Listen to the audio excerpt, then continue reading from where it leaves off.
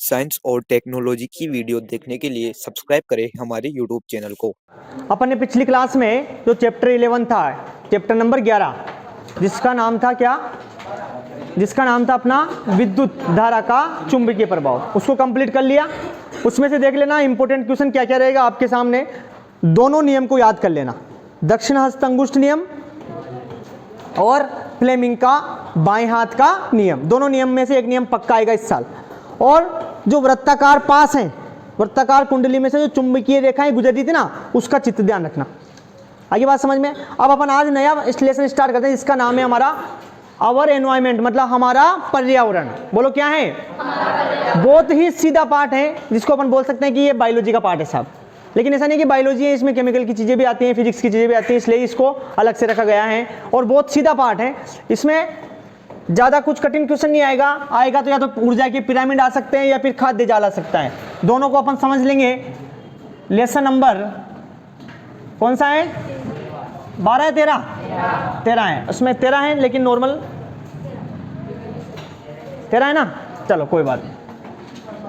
नाम है हमारा पर्यावरण। बोलो क्या नाम है? दिख रहा है बेटा? चलो इंग्लिश में क्या नाम है? अवर एनवायरनमेंट। एनवायरनमेंट। देखो साहब, अरे बहुत ही सीधा पार्ट है। सबसे पहले आता है कि पर्यावरण क्या है। पर्यावरण आप पढ़ते आ रहे हैं बचपन से, कक्षा 5वीं से पढ़ते आ रहे हैं कि पर्यावरण क्या है। लेकिन आप 10वीं के हिसाब से आंसर देना, 5वीं के हिसाब से मत देना। चलो बढ़ते हैं आगे। देखो बेटा, पर्यावरण को आप तोड़ो, परि प्लस आवरण। अरे बोलो क्या? परि प्लस आवरण। परि मतलब होता है हमारे चारों ओर। परि मतलब चारों ओर, हमारी भी लगाओ तो लगाओ, नहीं तो कोई बात नहीं। आवरण मतलब क्या? वातावरण। बोलो क्या? तो हमारे चारों तरफ का वातावरण ही क्या कहलाता है? पर्यावरण। लेकिन अपन बात करें कि ऐसा तो अपन कक्षा 5 में भी पढ़ा था, हमने 6 में भी पढ़ा, 7 में पढ़ा, 8 में पढ़ा, 9 में पढ़ते आ रहे हैं अपन। तो 10वीं के हिसाब से नई परिभाषा क्या बनाए? देखना, हमारे आसपास का वह वातावरण जिससे हम प्रभावित होते हैं।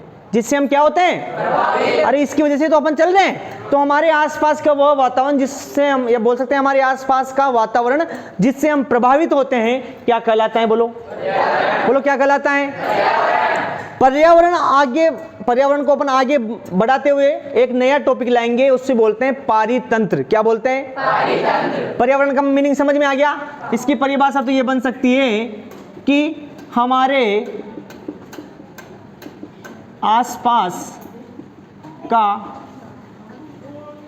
वातावरण जो हमें प्रत्यक्ष या अप्रत्यक्ष, डायरेक्ट या इनडायरेक्ट, प्रत्यक्ष या अप्रत्यक्ष रूप से प्रभावित करता है। दिख रहा है? बोलो, उसे क्या बोलते हैं? पर्यावरण कहते हैं। आगे बढ़ते हैं साहब। पर्यावरण पढ़ते हैं तो पर्यावरण तो अलग सब्जेक्ट भी चलता था कक्षा 5वीं से लेकर 8वीं तक। विज्ञान में ऐसा क्या आया? तो इसमें अपन पर्यावरण को थोड़ा और अच्छी लैंग्वेज में देखें तो एक शब्द आता है पारिस्थितिकी। क्या आता है? बोलो पारिस्थितिकी। जिसको इंग्लिश में बोले अपन तो बोलते हैं इकोलॉजी। क्या बोलते हैं? बोलो इकोलॉजी। अब पारिस्थितिकी क्या है? पारिस्थितिकी का मतलब है बेटा, हमारे आसपास का वातावरण जो जैविक भी हो सकता है और अजैविक भी हो सकता है। जैविक मतलब जिसमें आसपास के जीव, अजैविक मतलब निर्जीव। तो हमारे आसपास जितने भी सजीव और निर्जीव हैं जिनसे हम प्रभावित होते हैं, या हमारे वातावरण और मतलब जीव और अजीवों के बीच में जो संबंध हैं, उसे हम क्या बोलते हैं? पारिस्थितिकी। बोलो क्या बोलते हैं? दोबारा समझो। अरे देखो साहब, यहीं पर ले लो, अपन यहाँ बैठे हैं, हमारे आसपास देखो निर्जीव भी हैं, सजीव भी। दोनों के दोनों कारक हमें प्रभावित कर रहे नहीं कर रहे? अरे निर्जीव के बिना अपन रह सकते हैं? नहीं रह सकते। सजीव के बिना भी अपन नहीं रह सकते। सजीव में जैसे अपन खान पान लेते हैं, शाकाहारी भोजन है, मांसाहारी है, तो सब जीव हैं। पेड़ पौधे हुए, जीव जंतु, ये सब जीव हैं, तो ये सब आ जाएंगे किसमें? जैविक में। किसमें आ जाएंगे? और अजैविक, जैसे मान लो जितनी भी ये निर्जीव वस्तुएं हैं, जैसे कोई भी ये मशीनें हैं, पंखा है, जो भी मिट्टी है, वायु, प्रकाश, ये सब क्या है? अजीव। क्या है सब? अरे मिट्टी, वायु, प्रकाश, इनमें क्या जीव है क्या? नहीं, ये सब क्या है? निर्जीव। लेकिन ये अगर नहीं होता तो हम हो सकते थे क्या? नहीं। तो इनका हमारे बीच में जो संबंध है उसको अपन बोलते हैं पारिस्थितिकी। अब साहब देखो, पारिस्थितिकी आती है तो एक और शब्द आता है पारितंत्र। क्या आता है बोलो? पारितंत्र। इसको बोलते हैं इंग्लिश में इकोसिस्टम। क्या बोलते हैं? इकोसिस्टम।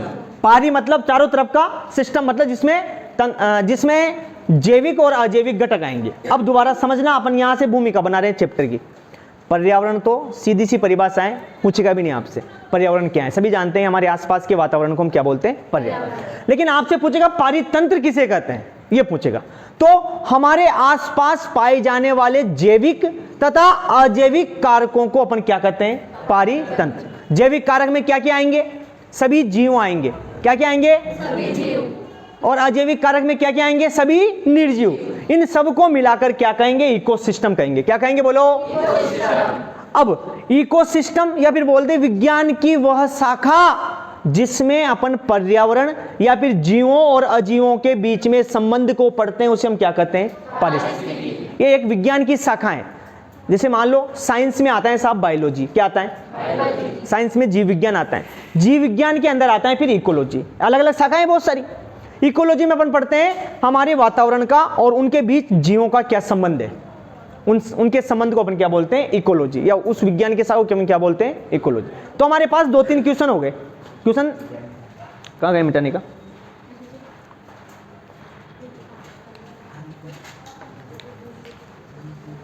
डस्टर।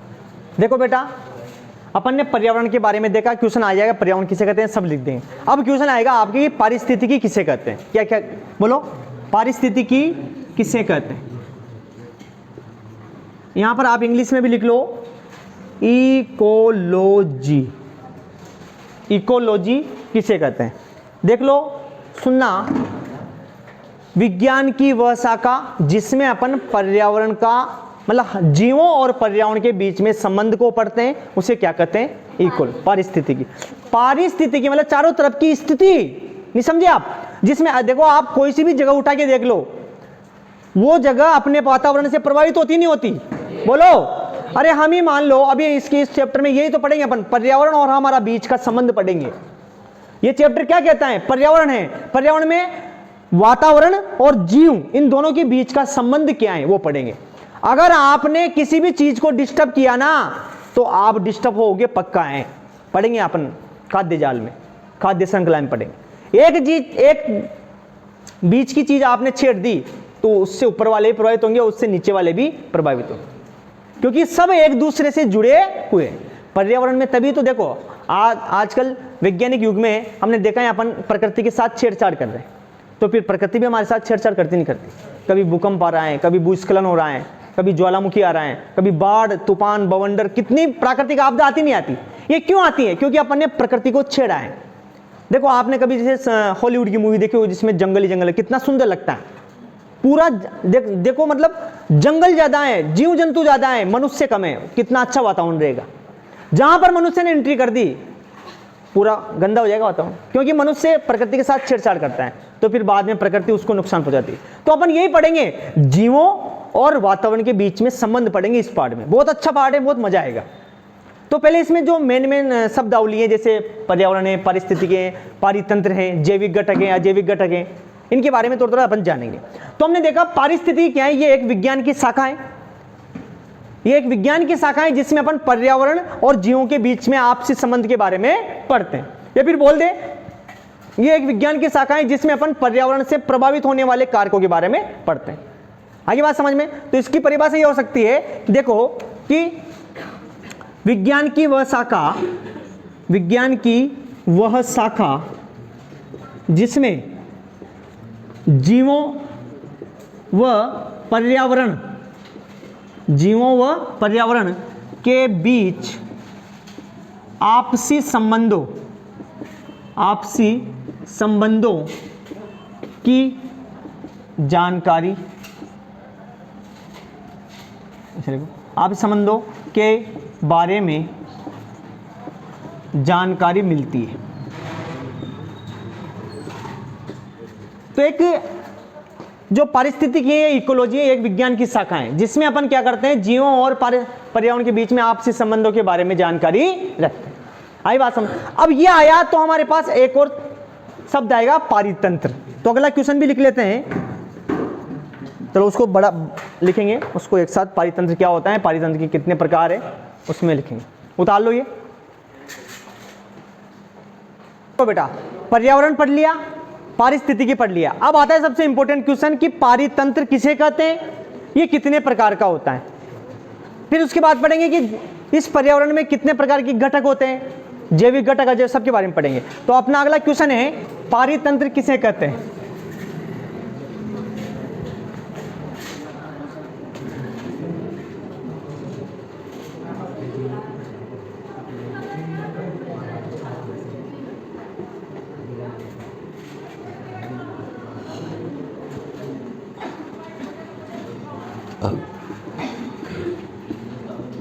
देखो बात करते हैं पारितंत्र किसे कहते हैं, कितने प्रकार का होता है।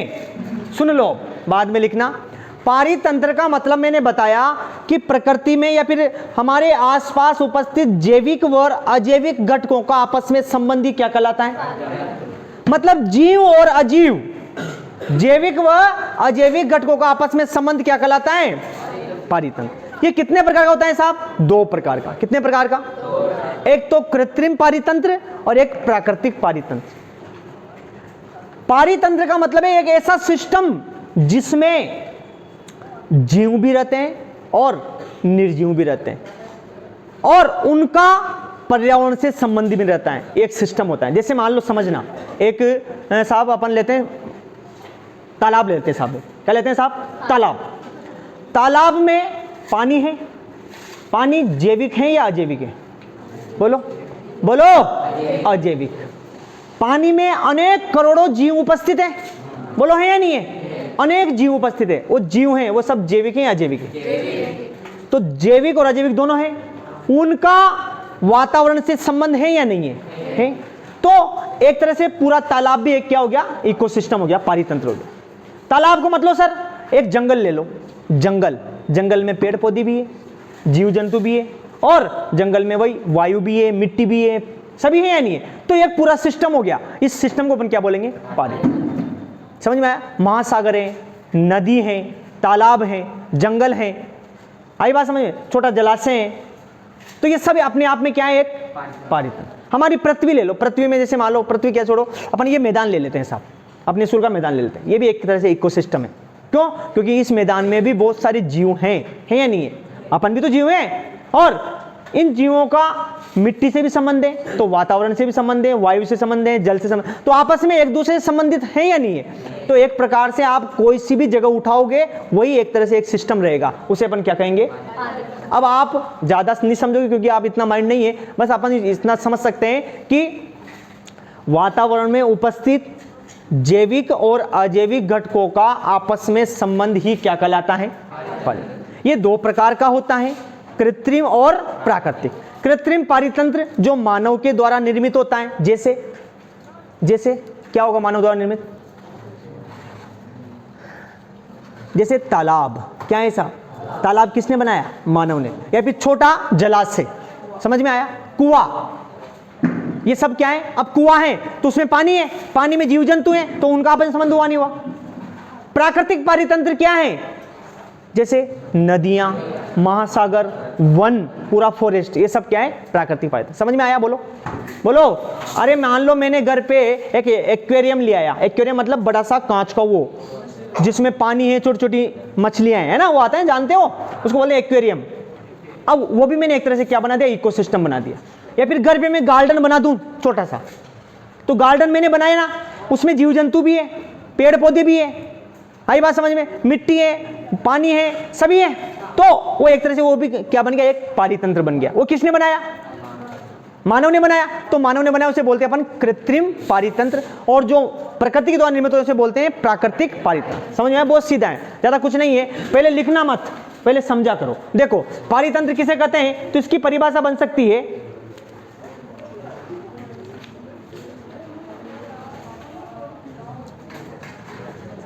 किसी स्थान विशेष पर पाए जाने वाले जैविक व अजैविक घटकों का आपस में प्रकार्यात्मक संबंध को पारितंत्र कहते हैं। संबंध को पारितंत्र कहते हैं। यह दो प्रकार का होता है। कितने प्रकार होता है? दो प्रकार। पहला क्या? प्राकृतिक पारितंत्र। प्राकृतिक पारितंत्र, इसमें परिभाषा लिख सकते हैं, वह पारितंत्र जिसका निर्माण प्रकृति में अपने आप होता है। जैसे लिख ले, उसे प्राकृतिक पारितंत्र कहते हैं। जैसे क्या हो सकता है? जैसे वन, फॉरेस्ट, बहुत बड़ा और हमेशा जो प्राकृतिक पारितंत्र होते हैं बहुत बड़े बड़े होते हैं। वन है, सागर हैं, नदियां हैं, पहाड़, हाँ पर्वत, पहाड़ और पर्वत अलग अलग होते हैं वैसे।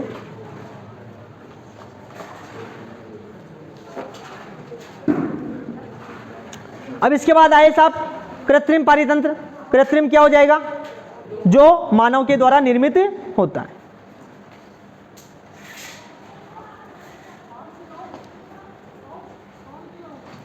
दूसरा लिख लेते हैं, कृत्रिम पारितंत्र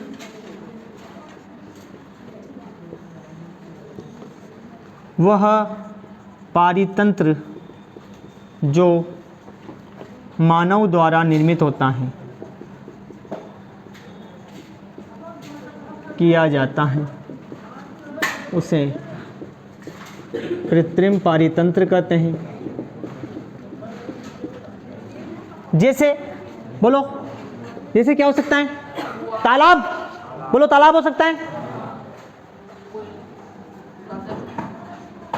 खेत हो सकता है, खेत, हाँ, बगीचा हो सकता है, बोलो कुआं, कुआं लिख लो आप, आदि। ये सब क्या है? जो हमारे द्वारा निर्मित है उन्हें अपन बोलते हैं कृत्रिम। जो प्रकृति के द्वारा निर्मित है उसे बोलते हैं अपन प्राकृतिक। तो देखो, पर्यावरण हो गया, पारितंत्र हो गया, पारिस्थितिक हो गई। अब हमारे पास अगला टॉपिक आता है कि पारितंत्र के घटक क्या है। तो समझना बेटा, इधर अपने पास लिखना मत कोई भी। पारितंत्र के घटक, घटक का मतलब होता है जिनसे पारितंत्र बनता है। बोलो,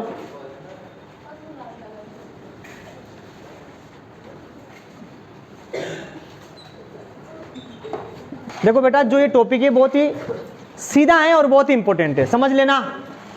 इधर देख, लिखने में बट पारितंत्र के घटक। पहले बात तो घटक किसे कहते हैं?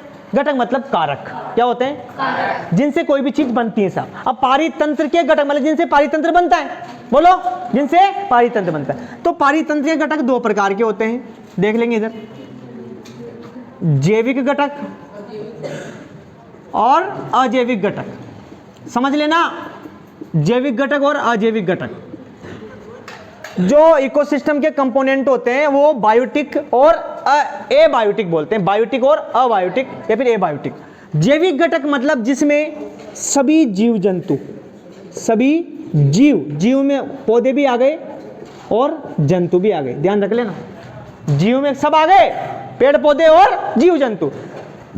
पेड़ पौधे में छोटे से लेकर बहुत बड़ा पेड़ पौधा मतलब पेड़ भी आ गया, और जंतु में छोटे सूक्ष्म जीव से लेकर सभी बड़े से बड़े जीव आ गए साहब, जंतु आ गए। अजैविक घटक में सभी निर्जीव आ जाएंगे साहब। क्या आ जाएंगे? बोलो, निर्जीव। जैविक घटक को आगे अपन 3 भागों में बांटते हैं। कितने भागों में? जैविक घटक में क्या आएंगे पहले आप ही समझो। जैविक घटक में सभी पेड़ पौधे और जीव जंतु आते हैं साहब। तभी अरे जीव आते हैं, और जीव मतलब जैविक, ठीक है। इसमें 3 भाग आएंगे। पहला आएगा उत्पादक। क्या आएंगे? उत्पादक। उत्पादक का मतलब है इसमें सभी पेड़ पौधे आ जाएंगे, सभी पेड़ पौधे। उत्पादक मतलब क्या होते हैं? जो उत्पन्न करते हैं। और पेड़ पौधे हमेशा हमेशा आपको देते ही हैं, लेते नहीं है आपसे कुछ। उत्पादक का मतलब है वे, इसमें सभी हरे पेड़ पौधे आएंगे, कुछ अलग से कोई जो किसी दूसरे पर निर्भर रहते हैं वो दूसरे में आ जाते हैं, वो कंज्यूमर में आते हैं, अपघटक में आ जाएंगे। पहले देखो, उत्पादक का मतलब है जो सूर्य के प्रकाश में प्रकाश संश्लेषण क्रिया करके हमें भोजन देते हैं, वो क्या कहलाते हैं? बोलो क्या कहलाते हैं? दूसरा आएगा उपभोक्ता। क्या आएंगे? उपभोक्ता। उपभोक्ता में हम आ गए, मतलब जो इस पर निर्भर करते हैं। किस पर? जो उत्पादक पर निर्भर करते हैं। जैसे शाकाहारी में तो सभी आ जाएंगे साहब। उपभोक्ता में भी अलग अलग हैं, शाकाहारी और मांसाहारी। शाकाहारी में पेड़ पौधे भी निर्भर रहेंगे और मांसाहारी में जीव जंतुओं पर निर्भर रहेंगे। अब देखो साहब, उपभोक्ता में सभी जंतु आ गए। क्या आ गए? बोलो सभी जंतु। देखो पेड़ पौधे इसमें आ गए। अब बचे इसमें अपघटक। अपघटक, अपघटक का मतलब है सूक्ष्म जीव, जो क्या करते हैं? जो क्या करते हैं? जीवों को नष्ट करके मिट्टी में मिलाते हैं। अपघटक जानते हो? अपघटक मतलब जैसे मान लो सूक्ष्म जीव, जैसे मान लो कोई कुत्ता है या बिल्ली है या गाय है, कहीं रोड पे एक्सीडेंट मर जाती है, उसको एक तरफ पटक देते हैं, थोड़े दिन तो बदबू आती है, सड़ता है, सड़ने के बाद फिर वो अपने आप मिट्टी में मिल जाता है। किसने मिलाया? सूक्ष्म जीवों ने। किसने मिलाया? सूक्ष्म जीव, बैक्टीरिया है ना, ये क्या है? सूक्ष्म जीव। सूक्ष्म जीव किस में आएंगे? है तो जीव ही ना, ये भी क्या है? जीव। ये भी क्या है? तो सभी जीव किस में आ गए? समझ गए? तो जैविक घटक में अपन तीन चीजें पढ़ेंगे। उत्पादक कौन होते हैं? हरे पेड़ पौधे हमेशा क्या है? उत्पादक, जो प्रकाश संश्लेषण द्वारा भोजन बनाते हैं। उपभोक्ता क्या है? सभी जंतु, जिसमें प्राथमिक, इसमें पढ़ेंगे प्राथमिक उपभोक्ता, द्वितीयक उपभोक्ता, तृतीयक उपभोक्ता और चतुर्थ मतलब टॉप कंज्यूमर। प्राथमिक उपभोक्ता हमेशा किसको खाएंगे? जैसे मान लो मैं आपको पहले क्लाइमेक्स दिखा दूं। जैसे मान लो ये हरे पेड़ पौधे हैं। हरे पेड़ पौधों को कौन खाएगा साहब? गाय खाएगी। कौन खाएगी साहब? गाय या खरगोश खा रहा है। खरगोश को कौन खा रहा है? पहले शेर ही खिलाएगा साहब। भेड़िया खा रहा है। कौन खा रहा है? और भेड़िया कौन खा रहा है?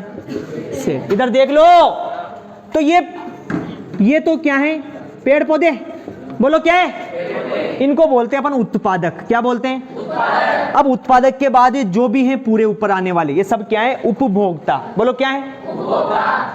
ये पहला उपभोक्ता, ये दूसरी श्रेणी का उपभोक्ता और ये तृतीय उपभोक्ता। प्राथमिक उपभोक्ता तो हमेशा किसको खाते हैं? हरे पेड़ पौधों को, उत्पादों को खाते हैं।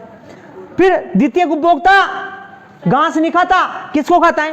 प्राथमिक उपभोक्ता को। किसको खाता है? प्राथमिक उपभोक्ता। और तृतीय उपभोक्ता फिर किसको खाता है? इन सबको खाता है। मतलब ये टॉप है, ये हमेशा मांसाहारी रहेगा ज्यादातर। कैसा रहेगा? अरे शेर घास खाता है क्या? नहीं खाता। घास तो गाय खाती है, और गाय को फिर कौन खाता है? शेर खाता है। आई बात समझ? तो शेर एक क्या है? उपभोक्ता है। उपभोक्ता मतलब दूसरों का भक्षण करने वाला। तो सुनना है तो जीव, वो सब किस में आ जाएगा? जैविक घटक। ये सब बात की बात है, खाद्य श्रृंखला में पढ़ेंगे, बहुत अच्छा टॉपिक है। देखो, तो जैविक घटक में तीन श्रृंखला आएगी, उत्पादक, उपभोक्ता और अपघटक। अब साहब अजैविक में कौन आएगा? अजैविक में सभी क्या आते हैं? बोलो क्या आते हैं? निर्जीव। इनको भी अलग अलग श्रेणी में बांट सकते हैं अपन। हाँ देखो, अजैविक भी अलग अलग हो सकते हैं। ये अकार्बनिक प्रकार के हो सकते हैं। कैसे होते हैं? अकार्बनिक, कार्बनिक और भौतिक। अकार्बनिक में वो सब आएंगे जो कार्बन के अलावा सब, जैसे नाइट्रोजन है, ऑक्सीजन है। समझ गए? अरे ये जीव है क्या? नहीं है ना, तो सभी अजीव में आए ना, है तो क्या? अकार्बनिक। नाइट्रोजन, ऑक्सीजन और भी H2O हो गया। सब समझ में आया? ये सब क्या है? अकार्बनिक। कार्बनिक में क्या आएंगे? वो C6, वो तो ग्लूकोज हो गया इसमें। कार्बनिक में क्या आएंगे? कार्बन। क्या आएगा? कार्बन। कार्बन से बनने वाली चीजें सभी। भौतिक में क्या आएगा? बताओ। देखिए ज्यादा अपन यहाँ भी यहाँ लिख सकते हैं। भौतिक में क्या आएगा?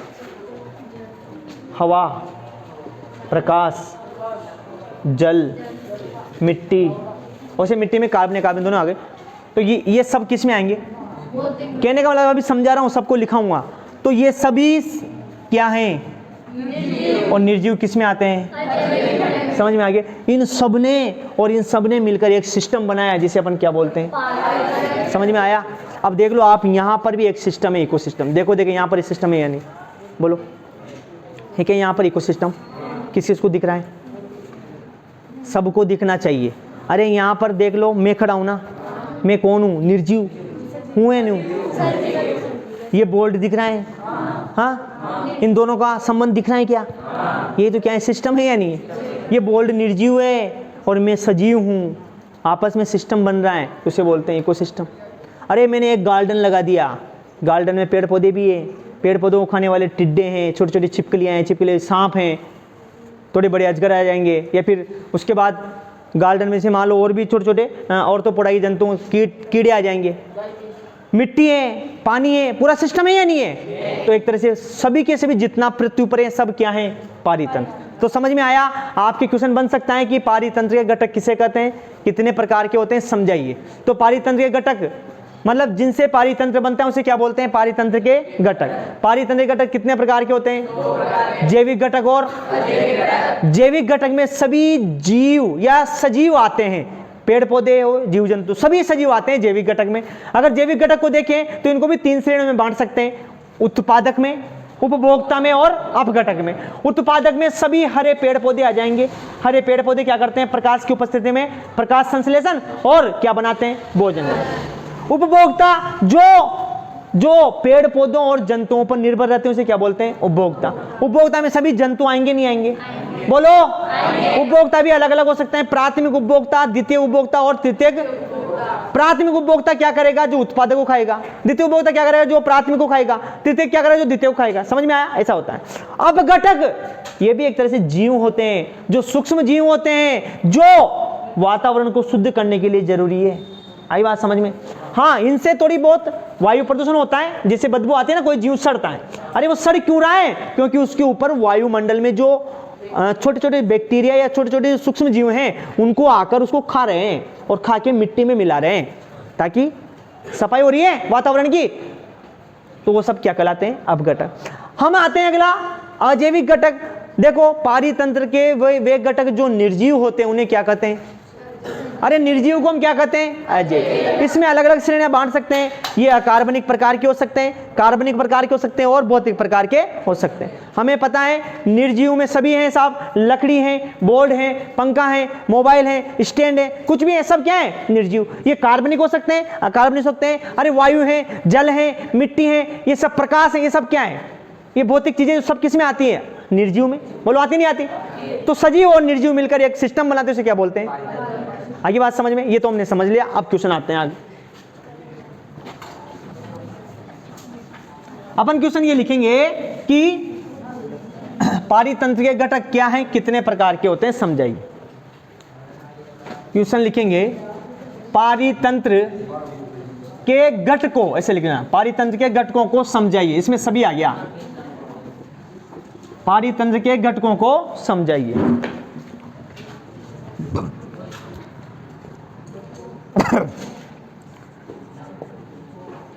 वे सभी कारक जिनसे पारितंत्र का निर्माण होता है। चलो इसको बंद कर देते हैं, उसके बाद फिर एक साथ दिखा देंगे। देखो जो हमने कल समझा, चलिए अभी समझा, उसको अपन ने देखा। देखो जो समझा उसको लिखा कि वे सभी कारक जो पारितंत्र का निर्माण करते हैं उसे क्या कहते हैं, पारितंत्र के घटक कहते हैं। घटक कितने प्रकार के होते हैं, जैविक घटक और अजैविक। तो पहले अपन अजैविक घटक देख रहे हैं। अजैविक घटक में वो सभी आएंगे जो निर्जीव हैं। अजैविक घटक में क्या आते हैं, सभी निर्जीव कारक। कौन आएंगे, सभी निर्जीव कारक। सभी निर्जीव कारक में जैसे वायु हो सकता है, प्रकाश, गैस, मिट्टी, जल, कार्बन डाइऑक्साइड, सभी हो सकता है। लेकिन अपन इनको भी अपन ने 3 श्रेणियों में बांटा। ये 3 श्रेणियों से मिलकर बनते हैं। पहला अकार्बनिक, कार्बनिक और भौतिक।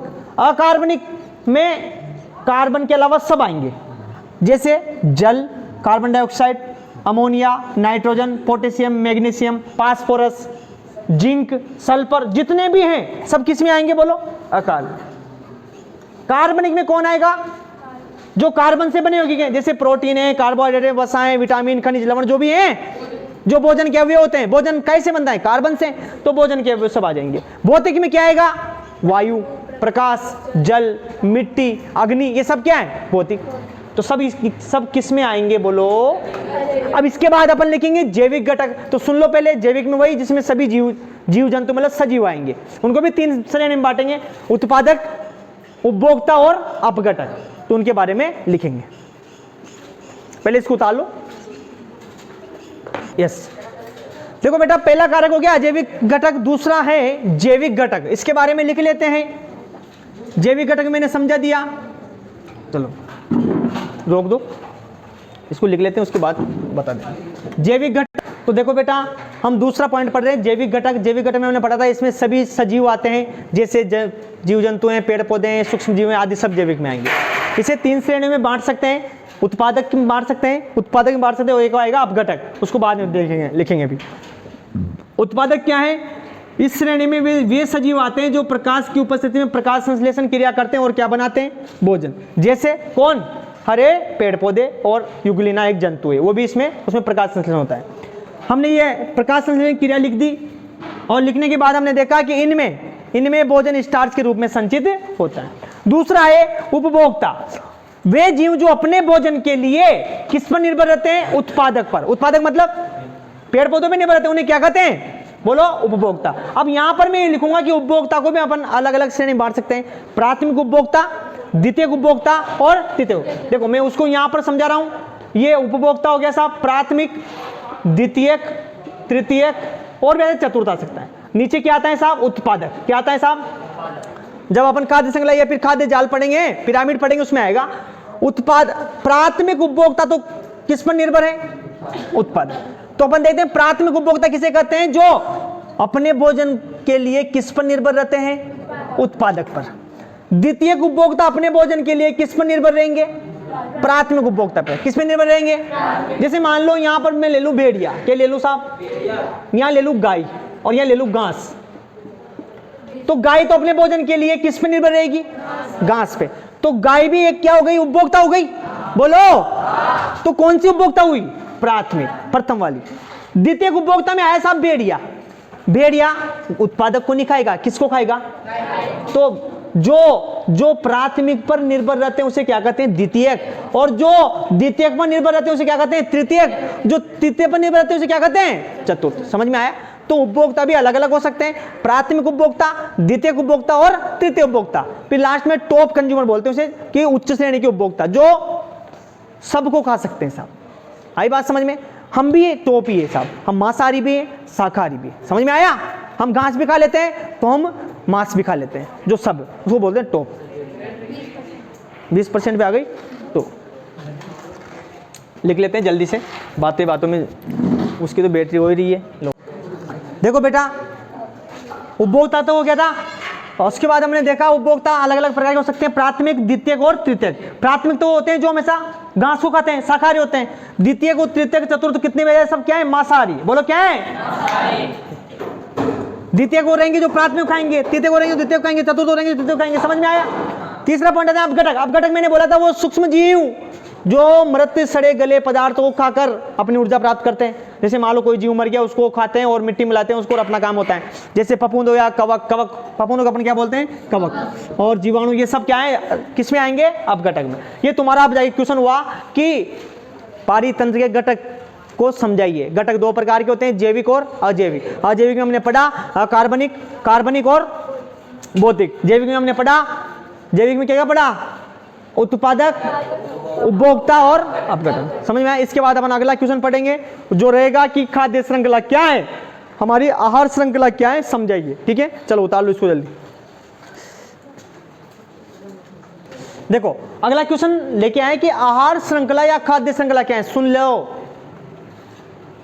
आहार श्रृंखला का मतलब है भोजन की, आहार मतलब भोजन, भोजन की श्रृंखला मतलब जीव है ना, जीव। पृथ्वी पे अनेक जीव हैं, सब जीव एक दूसरे पर भोजन के लिए निर्भर हैं या नहीं है?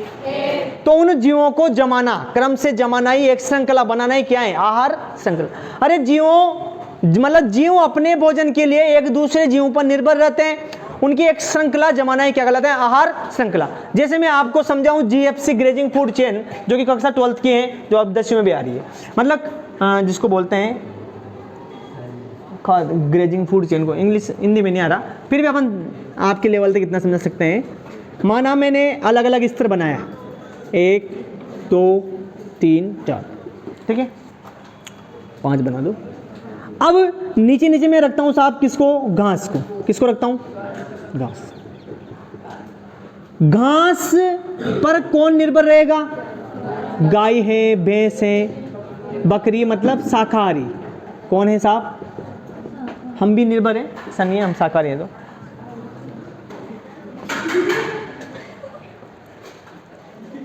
देखो हम बोल रहे हैं कि आहार श्रृंखला या खाद्य श्रृंखला क्या है? मतलब वो एक भोजन की अलग अलग लाइन बनाना है, क्या है? खाद्य श्रृंखला, जिसमें अलग अलग स्तर पर अलग अलग प्रकार के जीव पाए जाएंगे। यहाँ पर जो पहला स्तर है, इस पहले स्तर पर हमेशा क्या मिलेंगे? उत्पादक। क्या मिलेंगे बोलो? अरे जो पैदा करेगा उसको ही तो खाएगा आगे, तो पैदा करने वाले या बनाने वाले कौन है? पेड़ पौधे, उत्पादक। अब इसको खाने वाला जो पहला है वो क्या हो जाएगा? प्राथमिक बोलो उपभोक्ता। क्या होगा? ये क्या होगा? द्वितीयक उपभोक्ता। ये क्या होगा? तृतीयक। ये क्या होगा? चतुर्थ। इसको टॉप कंज्यूमर भी बोलते हैं। टॉप मतलब ऊपर। अब साहब यहाँ गाय से मान लो, यहाँ गाय है, इसको खाने वाला कौन सा? भेड़िया आ गया। क्या आ गया साहब? ठीक है। अब भेड़िया के ऊपर सबसे ऊपर कौन आएगा? शेर आएगा। आगे बात समझ में? तो ये श्रृंखला है। श्रृंखला में हमने क्या बनाया कि घास को बकरी या गाय, और इसको भेड़िया, और भेड़िया को शेर। ये हमारी श्रृंखला हुई नहीं हुई? अब सुन लो, बातें मत करो। ऐसी श्रृंखला वन में भी चलती है, फॉरेस्ट में, ये ऐसी श्रृंखला जल में भी चलती है, ऐसी श्रृंखला अपघटन वाली भी चलती है। इसको जब आप 12th क्लास में पढ़ोगे तो वहां पर अलग अलग आएगी। वहां पर FCC आएगी, GCC आएगी, है ना, और CCC आएगी, मतलब कंज्यूमर वाली आएगी, फॉरेस्ट की आएगी साहब, GCC आएगी, ग्रेजिंग फूड चेन आएगी, मतलब घास वाली आएगी। तो अपने को तो केवल अपनी क्लास समझनी है कि खाद्य श्रृंखला, आहार श्रृंखला का मतलब है कि जीव अपने भोजन के लिए एक दूसरे पर निर्भर रहते हैं, उन सभी को अलग अलग स्तर के रूप में जमाना है, क्या कहलाता है? आहार श्रृंखला। अब आप मुझे बता दो, चलो जल की बता दो। जल की, जल में क्या होगा साहब? देखो जल में छोटे छोटे पादप पल्लवक होते हैं। क्या होते हैं? पादप पल्लवक, जिनको अपन बोलते हैं छोटे छोटे पेड़ पौधे, बिल्कुल छोटे छोटे। जैसे मान लो सेवाल रहते हैं, सेवाल, खंजी बोलते हैं उसे, नहीं बोलते क्या? या जलाशय में ऊपर ऊपर वो हरे रंग की छोटी छोटी पत्तियां रहती है, पादप पल्लव। इनको खाएंगे छोटे छोटे जंतु पल्लवक। क्या खाएंगे? जंतु पल्लवक। फाइटोप्लैंक्टन और जू प्लैंक्टन बोलते हैं इंग्लिश में, जो बायोलॉजी का शब्द है। अब आगे आ जाओ, इन छोटे छोटे जंतुओं को खाती है छोटी मछलियां। छोटी मछली खाएगी और इसको खाएगी बड़ी मछली। आई बात समझ में? तो अब ये एक तरह से श्रृंखला बन रही नहीं बन रही? आगे चल रहा नहीं चल रहा? और बाद में, इन सब के बाद में ये उल्टा भी चल सकता है। अब शेर मर गया साहब। कौन मर गया? शेर मर गया, तो ये सड़ेगा, तो इनको कौन खाएंगे? अपघटक। कौन खाएंगे बोलो?